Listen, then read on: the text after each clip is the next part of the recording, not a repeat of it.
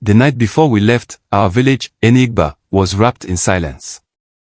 Only the occasional howl of a stray dog and the whisper of wind through palm trees stirred the air. The stars hung low in the sky like tiny lanterns, blinking over the thatched rooftops. Inside our small hut, a dim lantern cast long shadows on the mud walls. My mother was packing.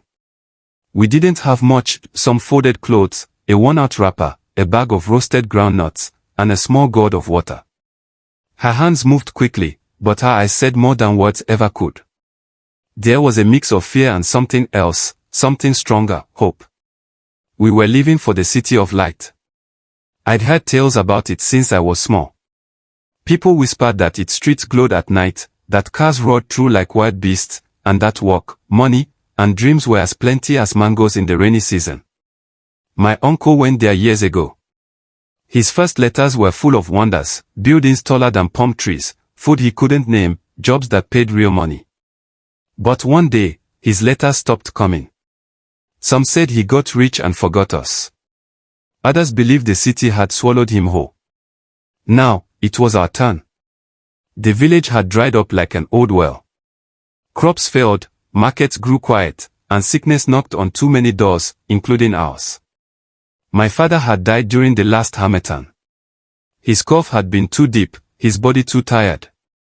Mama sold roasted cassava at the market, but even that was no longer enough. Before dawn, we left. The sky was still dark, and the morning dew kissed our bare feet as we walked along the winding path out of Enigba. We weren't alone. A tired young man with a cracked radio, an old woman with a pot balanced on her head, a mother carrying a crying child, we were all heading toward the same dream.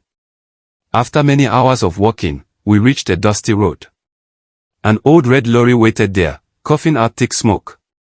Its paint was peeling, and it leaned to one side like it had a bad leg. The driver had a deep scar across his face and a voice like thunder. "Quick, get in," he shouted. There wasn't space, but we squeezed in anyway.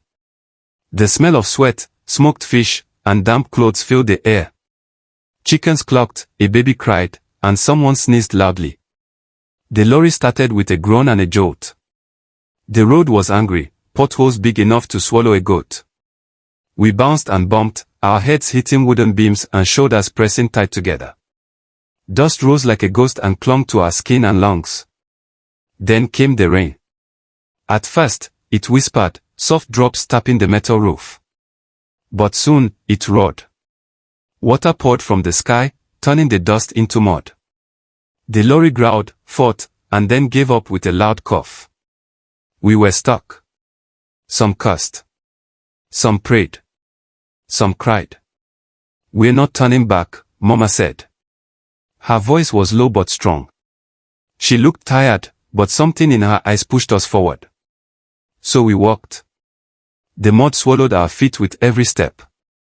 Our clothes clung to our bodies, soaked and heavy. But we didn't stop. The road stretched endlessly. Some turned back. Some disappeared into the bush. Some just sat and waited for nothing. We kept walking. At night, we slept wherever we could. Under trees. In abandoned stalls.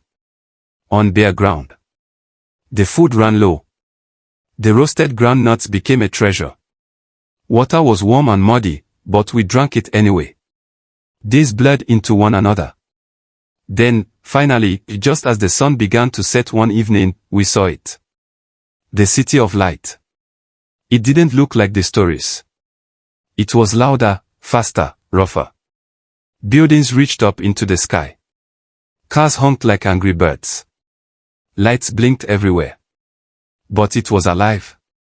It was full of something we hadn't felt in a long time, possibility. Mama stood still and stared. For a long moment, she didn't say a word. Then she squeezed my hand and stepped forward. We had made it. But deep inside, I knew, the journey was only just beginning.